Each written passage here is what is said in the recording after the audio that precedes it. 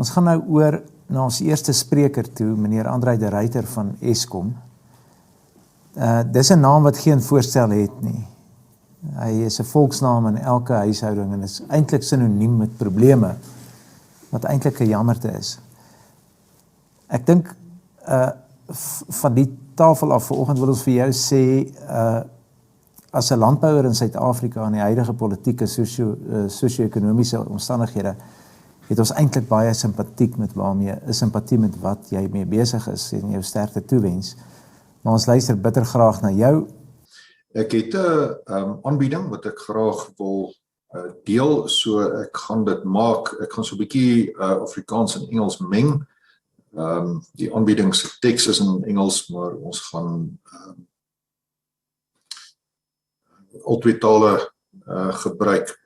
So ek hoop Peer die aanbieding is sigbaar en alles is reg. So kom ons praat 'n bietjie oor beurtkrag. Beurtkrag is natuurlik nie 'n nuwe fenomeen nie. Dit kom al saam met Suid-Afrika van 2008 af. In 1998 al het ESKOM vir die regering gesê ons moet dringend nuwe kapasiteit bou. Die regering het in sy wysheid nie daarmee saamgestem nie en gesê moenie nuwe kragstasies bou nie. Teen die tyd wat die nood baie ernstig begin druk het, en ESKOM reeds in 2002 begin het om minder instandhouding te doen en ons aanlegte al meer en meer in die rooi te hardloop, het ons die krisis gehad waar ons Medupi, Kusile en Angola begin bou het voordat die ontwerpe eers voltooi is. En dit behoef geen betoog om te verstaan dat dit nie 'n goeie idee was nie. Die druk het net aanhou opbou, ons het die ligte aangehou, kom wat wil, maar dit het gekom ten koste van instandhouding en ons het al meer en meer druk uitgeoefen op ou aanlegte. Die spook van korrupsie het ook al meer en meer sy kop begin uitsteek en ons het regtig strukturele veranderinge gesien in byvoorbeeld die verkoop van steenkool wat daarop gemik was om meer geleentheid te skep vir ontluikende myners, wat natuurlik nie op sigself 'n slegte ding is nie, maar die hoeveelheid korrupsie wat op die oomblik plaasvind is werklik van ongelooflike omvang. Die van julle wat die Sondagpers gelees het verlede naweek sal weet dat ons werklik baie groot uitdagings het daar met die diefstal van steenkool, tot soveel as 65 trokke per dag wat gesteel word en dan word daai hoë kwaliteit steenkool uitgevoer en ons word met baie swak kwaliteit steenkool gekonfronteer. Ons het ook redelike moeilikheid met ons nywerheidsverhoudings, met ons vakbonde, spesifiek Noem en Nomsa, en daar het hulle groot skade aangerig aan ons Kendal kragstasie. Die kragstasie het nou nog nie ten volle herstel daarvan nie. En al hierdie faktore het gelei dat ons in 2019 die laagtepunt in ESKOM se geskiedenis bereik het van fase 6 beurtkrag. Ongelukkig het ons weer in 2022 fase 6 beurtkrag gehad. Nou, ek het reeds in Januarie 2020, toe ek maar net 15 dae agter my lesenaar was, het ek gesê asseblief ons moet 4 tot 6 gigawatt nuwe kapasiteit bydra ten einde beurtkrag die hoof te bied en ongelukkig het dit baie stadiger gebeur as wat dit moes gebeur het. So ons het redelik groot uitdagings. Ons het 3 groot krisisse wat ons in die gesig staar. Die eerste een is dat ons het net nie genoeg kragopwekkingskapasiteit nie. Ons aanlegte is oor die algemeen oud. As 'n mens Medupi en Kusile uitsluit, is ons kragstasies meer as 40 jaar oud en dis 'n ou 40 jaar. Die kragstasies het 'n harde lewe gelei. En dit lei dan tot baie swak prestasie van ons kragstasies wat manifesteer in beurtkrag. Ons het ook 'n gebrek aan vaardighede. Ons het met die jare het ons dekades se ervaring verloor en alhoewel ons mense aangestel het met goeie kwalifikasies, het hulle nie noodwendig daardie selfde diep ervaring wat in die verlede 'n kenmerk van ESKOM se personeelkorps was nie. Ons het ook as gevolg van 'n reeks beslissings deur NERSA, ek dink ons telkaart teen NERSA met hofsaake staan nou al op 9-0, so ons doen 'n bietjie beter as die bokke, het ons nog steeds nie die regte tariefstrukture in plek nie, en dit het 'n geweldige negatiewe impak op ons balansstaat gehad. Ons het 'n geweldige groot hoeveelheid skuld, en dan ook betaal sommige munisipaliteite ons glad nie. Ons het in die orde nou al van 48-49 miljard rand se uitstaande munisipale skuld, en wat kommerwekkend is dat toenemend van die metro's ook in dieselfde posisie begin beland. Laastens moet ons kragnetwerk oopmaak ten einde dit moontlik te maak vir privaat kragopwekking om te konnekteer aan die mark. Ons het hier ook probleme om servitute te verkry. In sommige gevalle is dit 'n baie lang en uitgerekte proses. Ons is besig om te werk aan maniere om dit te versnel. Maar as ons die netwerk kan sluit, dan is daar 'n groot geleentheid vir ons om nuwe kapasiteit te ontsluit om hierdie krisisse aan te spreek. Nou, hoe lyk die staat van die kragopwekkingstelsel? Soos wat hierdie grafiek aandui, is daar in die volgende dekade is daar 'n dramatiese afname in die hoeveelheid kragopwekkingsvermoë wat ESKOM het. Ons gaan die kragkapasiteit verminder met ongeveer 22 gigawatt, dis omtrent 47% van ons totale geïnstalleerde kapasiteit teen 2035. Nou, as 'n mens dink dat 2035 ver in die toekoms is dit 'n groot fout. Ons moet nou reeds begin om nuwe kapasiteit by te voeg. Vat tyd om die netwerk te ontsluit, dit vat tyd om nuwe kapasiteit in plek te kry. En daarom is dit nodig om nou reeds op te tree.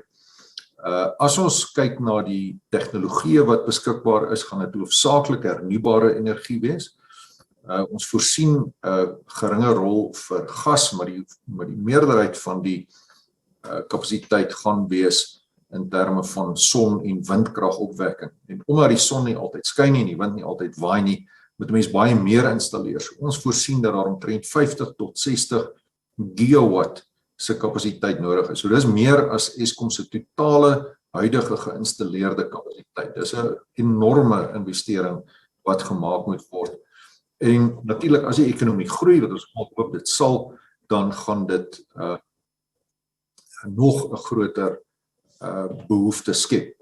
So ons het 'n uitdaging, ons het 'n potensiële probleem, maar ek glo dat as ons doelgerig optree, kan ons hierdie probleem in 'n geleentheid omskep. So South Africa has an integrated resource plan, and that plan has assumed that ESKOM will be able to run its fleet at an energy availability factor, or EAF, of 75%. And we have not been able to achieve that. And this is due to the fact that the power stations are old, they've been poorly maintained, and we have some significant risks in the system. We also are required by law to install emission abatement equipment at our power stations. By April of this year, if it had not been for an appeal that ESKOM had put forward, we would have had to shut down 16 gigawatts of capacity, and that would have resulted in continuous stage 8 load shedding. But as they say on TV, but wait, there's more. The specifications become even more stringent, so that by 2025, a total of 30 gigawatts would have been shut down, and that would require us to invest about 300 billion rand, and would have to comply, which we don't have, and we would, if we had to comply by 2025, see stage 15 load shedding, which I don't know what it looks like. That would obviously be catastrophic. But the good news is that we've seen significant reductions in renewable energy costs.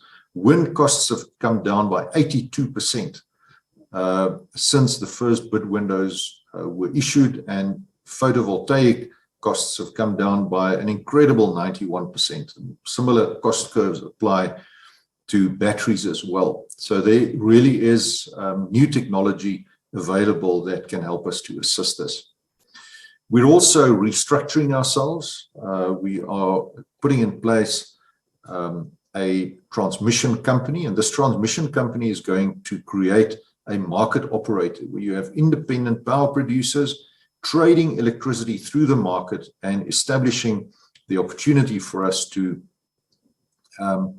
facilitate private customers or municipalities, local authorities to directly from independent power producers.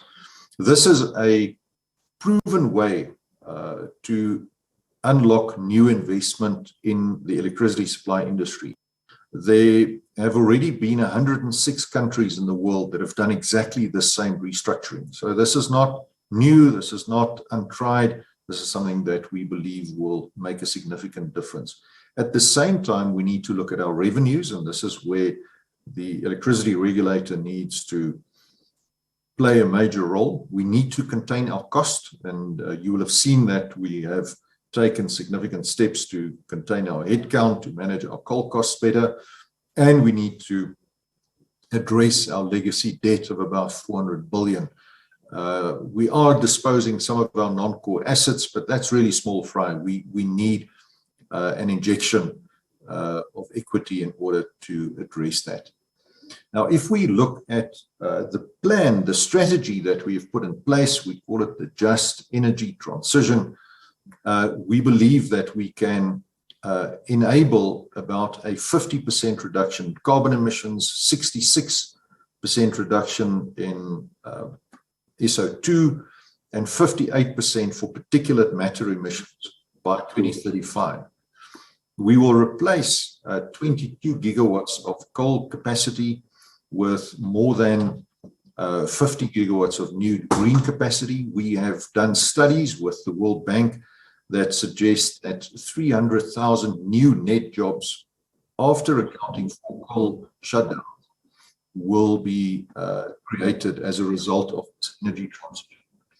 We will invest substantially in transmission and distribution, and something that I think is very relevant also for the agricultural community, we will reduce our water consumption by 40 billion liters per annum. Now, this is enough to provide 200 liters of water per day to more than 200 million people, which is far more than the population of South Africa. So this is a very interesting statistic in a water-stressed country like South Africa. If we implement government policy on emissions, however, yes, we will clean up the air, but we will see significant increases in load shedding. We will see substantial job losses. We will not be able to service our debt, and we will in fact require 16 billion liters of water more per annum compared to the current baseline. So we think we've got a strategy with this JET plan of ours that meets all of the relevant requirements. But it's going to take a lot of money. We are going to have to invest 1.2 trillion rand by 2030. Now, it's clear that South Africa, as the government and ESKOM, does not have the money to pay for this investment. And this is why we have to open up the market to new investment, and in particular, private investment in generation capacity. And this is where I think investors are able to play a significant role in unlocking the solution to this crisis. So if we can increase capacity and manage our demand down, I think this is one of the low-hanging fruit in order to manage load shedding, be far more responsive to the needs of the grid, particularly during peak hours between 5 to 9 in the evening, and also invest in energy efficient technologies, particularly in the manufacturing side of the economy. We have not seen enough investments. There were in the past tax incentives to drive energy efficiency. For whatever reason, these incentives were allowed to lapse. We are strongly advocating that they be reinstated so that when you invest in more efficient pumps, motors, that you can get an appropriate tax incentive to enable that. So the art really is to do all of this, to move from coal in a way that does not exacerbate South Africa's existing socio-economic challenges. We need to improve the performance of our current coal-fired fleet. No argument about that, and we're working very hard to try and do that. But as most of you on this call will know, that once you've neglected a piece of mechanical equipment to the point that it becomes unreliable, to repair it very often takes more money than is justified by the remaining economic life of the asset. And this is where we are with a significant portion of our fleet. We also need to improve our skills. We have engaged a number of previously retired power station general managers, and they're coming back, and we are really looking forward to the impact that they can make. We also need to repurpose and repower our old coal-fired power stations. Komati, which has been operational since 1961, is going to shut down next month, as a matter of fact, and we are going to be installing a number of options there. We're going to install solar panels, we're going to build a wind farm there, and we're also going to manufacture modular microgrids that can be employed to deliver electricity to rural areas at quite low cost. The picture that you see in the middle of the screen is of one of these microgrids. They are in a repurposed shipping container, and we can make these available for about 1.5 million rands each, and that can supply electricity to between 25 and 30 homes on a 24/7 basis. So this is a really interesting innovation that ESKOM developed. And then lastly, we are going to unlock the grid in order to enable these private investors to come to the party and help us to take advantage of this opportunity. We've got substantial land. ESKOM is one of South Africa's largest landowners. A lot of this land is rehabilitated land. So it's where we had old open cast mines, and where the land is really despoiled. So we've identified this land as opportunities where we can make it available to investors in renewable energy to come and put up wind and solar farms. We don't want to make money from this leasing process. We are going to charge fairly modest market-related rentals for 25 to 30 years, and we think that this is going to be a great opportunity for investors to make use. And we've identified all of these opportunities across the country where without significant investment in the grid, we can unlock about 7 gigawatts of new capacity. And this is really an exciting opportunity, again, for attracting investment into South Africa. So if we implement the strategy, if we do it right, we can reduce our emissions. We can have the lowest cost technology deployed to close the energy gap, solve load shedding. We can also protect the competitiveness of the South African economy, bearing in mind that the European Union, for example, is imposing a carbon export tax. Also, I understand, on some agricultural products from next year already, and we can drive job creation in the economy.